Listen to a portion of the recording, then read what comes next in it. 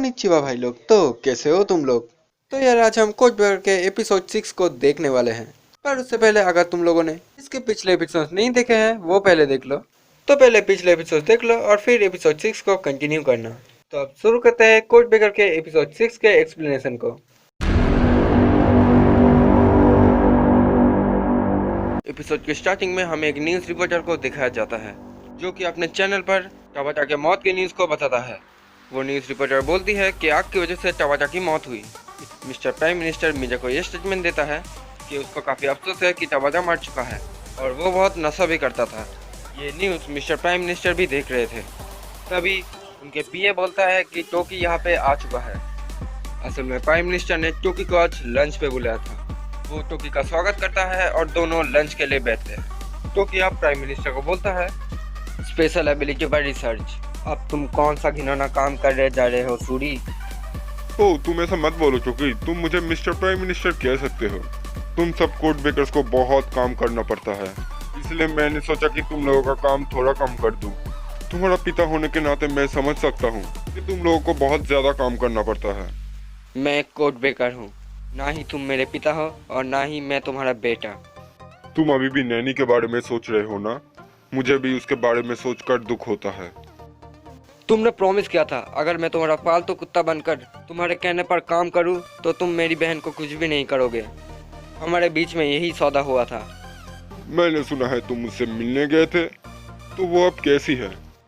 टोकी इस बात का कोई भी जवाब नहीं देता, बस वो खड़ा होता है और वहाँ से चला जाता है। इसके बाद हम साकुरा और ओगामी को देखते हैं। साकुरा न्यूज़पेपर में टाबाटा का न्यूज़ ही पढ़ रहा था। इसके बाद साकुरा रात के इंसिडेंट को याद करता है।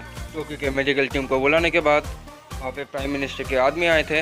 वो लोग सारे बच्चों को फैसिलिटी से ले गए, ईसा को भी। तो कोई भी ये बात समझ नहीं पाया कि आखिर उस फैसिलिटी में चल क्या रहा था। साकुरा प्राइम मिनिस्टर के ऐसी पावर को देख के हैरान रह जाती है। तभी एक लड़की ओगामी और साकुरा के सामने बाइक से उतरती है और ओगामी को अपने पास बुलाती है। साकुरा इसे नहीं जानती, पर ओगामी और ये लड़की एक दूसरे को जानते हैं। साथ ही साथ ये लड़की साकुरा को भी पहचानती है। ओगामी और साकुरा जैसे ही उसके पास जाते हैं, वो लड़की साकुरा को बोलती है कि वो ओगामी से अकेले बात करना चाहेगी, जिसकी वजह से साकुरा उन दोनों को अकेले छोड़ देती है। ये लड़की ओगामी को अपना नेक्स्ट काम बोलती है। ओगामी का नेक्स्ट काम है साकुरा को प्रोटेक्ट करना और ये प्राइम मिनिस्टर का ऑर्डर है।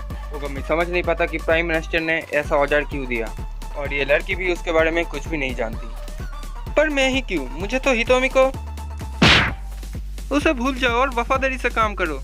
मुझे भी एजेंट पसंद नहीं है, पर जब भी हम उनके बात नहीं मानते तो अच्छा नहीं होता। मैं भी इस लड़की पर नजर रखूंगी। वो लड़की रेयर ब्लड है या फिर उससे भी ज्यादा। मैं नहीं जानती कि वो लोग एक कोड बेकर को इस लड़की का गार्ड क्यों बनाना चाहते हैं। तुम नहीं बदले है ना रे, तुम बहुत लेट काम करते हो। तुम लॉस्ट भी चले गए थे, क्यों? दिमाग से काम करो। ये बोल के वो लड़की अपने बाइक पर बैठ के चली जाती है। उस लड़की के चले जाने के बाद साकुरा ओगामी के पास आती है और बोलती है, वो एक अच्छी लड़की है, पर क्या वो एक कोड बेकर है? जिसके बाद साकुरा बोलती है कि वो ओगामी से काफ़ी खुश है क्योंकि उसके काफ़ी सारे दोस्त हैं। और ओगामी वही बात दोबारा बोलता है कि कोड बेकर का कोई भी फैमिली या फिर दोस्त नहीं होता। जिसके बाद ये दोनों स्कूल चले आते हैं। स्कूल आने के बाद साकुरा ओगामी को बोलता है कि उसको क्लास के सभी लड़के और लड़कियों से दोस्ती कर लेनी चाहिए, पर ओगामी बोलता है कि वो ऐसा नहीं करेगा क्योंकि अगर उसने दोस्ती कर लिया तो हो सकता है कि वो लोग उसके काम के बीच आए। जिसके बाद ये दोनों क्लासरूम के अंदर चले आते हैं। क्लास में सभी स्टूडेंट्स किसी चीज़ की तैयारी कर रहे थे, पर साकुरा और ओगामी इस चीज़ को समझ नहीं पाते। इसके बाद क्लास शुरू हो जाता है। आज इन सबका टेस्ट है, इसलिए क्लास टीचर सभी को क्वेश्चन पास करते हैं।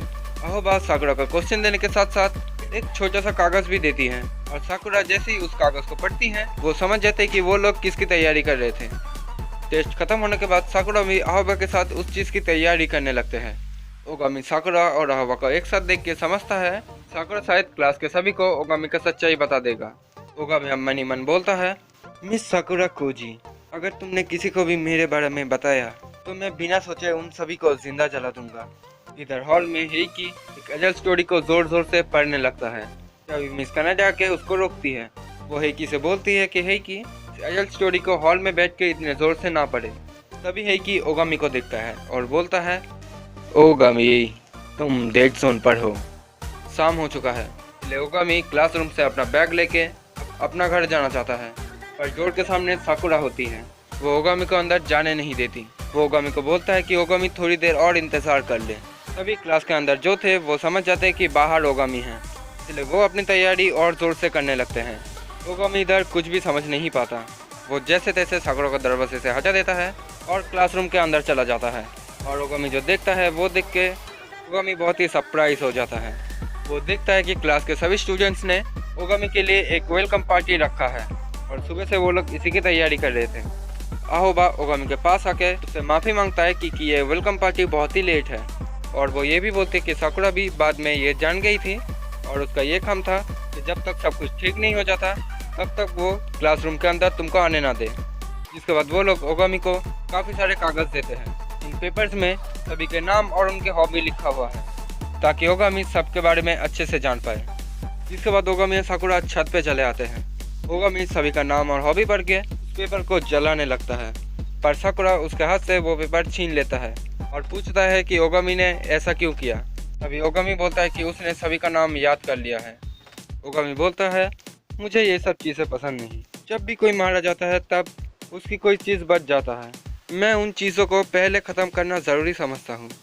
जिसके बाद ओगामी एक एक करके सभी का नाम और उसका हॉबी बोलने लगता है। साकुरा ये देख के काफ़ी खुश है कि ओगामी ने ये सब याद कर लिया है। जिसके बाद ओगामी बोलता है, मैंने उन पर लिख के सारी चीज़ें याद कर लिया है और ऐसा नहीं है कि मैं उन्हें भूल जाऊंगा। मैं कभी भी नहीं भूलूंगा। ओगामी, तुम इस दुनिया में अकेले नहीं हो। लेकिन मुझे अभी दोस्ती नहीं करनी, समझे? ओगामी, क्या तुम कभी भी नहीं सुधरोगे? इसके बाद हम टोकी को देखते हैं। टोकी शायद कहीं पे जा रहा था और अचानक उसको दर्द होने लगता है। कुछ ही सेकंड्स में उसका दर्द इतना ज़्यादा बढ़ जाता है कि वो ठीक से चल भी नहीं पाता। जैसे तैसे वो एक गली के अंदर आता है। इसके बाद हमें मिस्टर प्राइम मिनिस्टर के ऑफिस को दिखाया जाता है। उसका पीए मिस्टर प्राइम मिनिस्टर को बोलते हैं कि उनका टारगेट हाथ से निकल गया और अब उनके 43 एजेंट्स गायब हो गए। पुराना कोड बेकर हितोमी बहुत अच्छा है। आखिर वो कोड 01 यूं ही नहीं है। पता नहीं उसका अगला कदम क्या होगा। जिसके बाद हम हितोमी को देखते हैं और उसके साथ है यूकी हिना पूछता है कि वो इनका क्या करेगा। तभी हम देखते हैं कि वहाँ पे काफ़ी सारे एजेंट्स हैं जो कि एक स्टैचू की तरह बन चुके हैं। ये शायद वही एजेंट्स है जिसके बारे में मिस्टर प्रेसिडेंट को उसका पीए बता रहा था। हितोमी हिना के जवाब में बोलता है, नई दुनिया की शुरुआत। इसके बाद हम देखते हैं कि साकुरा और ओगामी नीचे आ रहे हैं। तभी ओगामी खिड़की से कुछ देखता है। वो देखता है कि उसके स्कूल के बाहर काफ़ी सारे एजेंट्स आ चुके हैं। वो लोग गेटकीपर को हटा के स्कूल के अंदर आ रहे थे।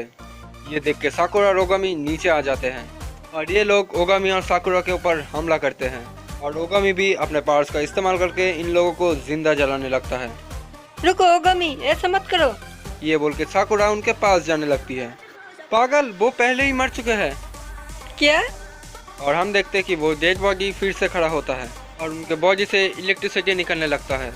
अचानक ओगामी के शरीर में भी दर्द शुरू हो जाता है और वो घुटनों के बल गिर जाता है। साकुरा ओगामी के पास आता है और पूछती है कि वो ठीक है कि नहीं।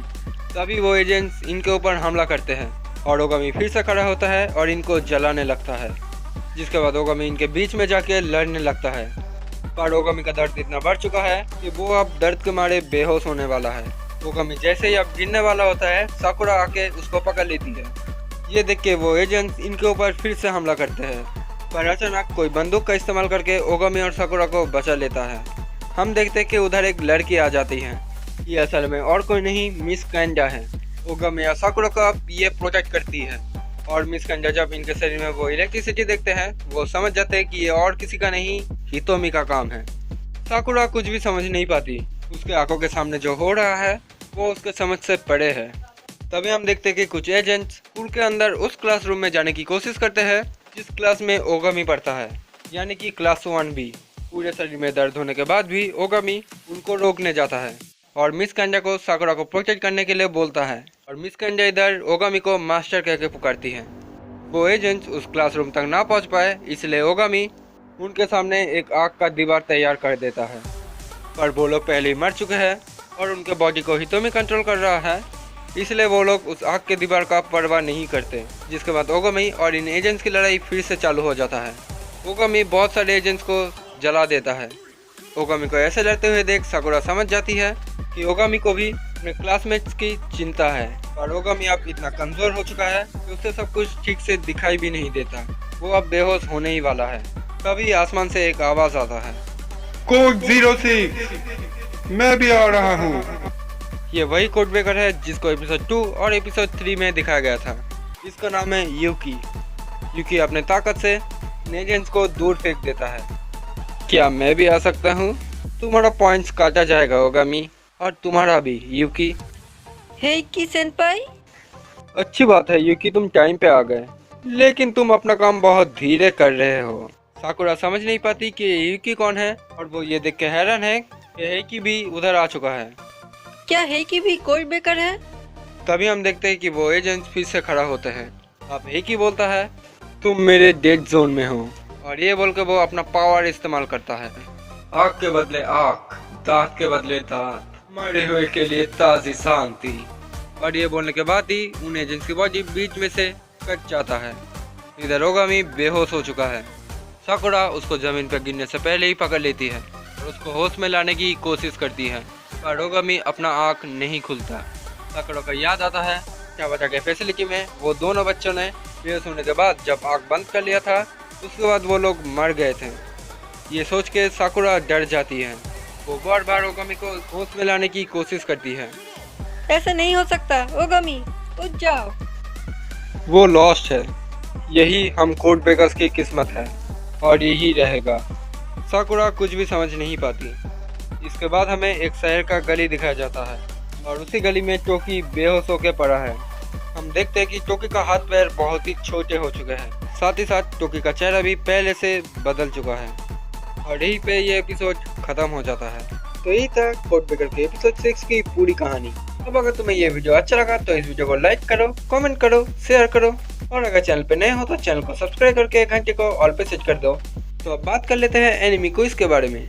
तो पिछले एनिमी क्विज में मैंने ये पूछा था कि गोहान का जी शॉट किस एलिमेंट की वजह से टूट गया था, और इसका आंसर है केची। तो जिन भाइयों ने इसका सही जवाब दिया है उनके नाम है एमपी गेमर, आर्टिन डिप्लोटोकस, free fire gamer, Darshan Wadhwani, इन भाइयों ने।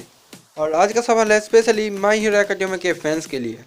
तो सवाल ये है, तो आप मुझे ये बताओ कि इस कैरेक्टर का नाम क्या है। फाइनली आज के वीडियो को यही पेंट करते हैं। आरा आरा सायोनारा।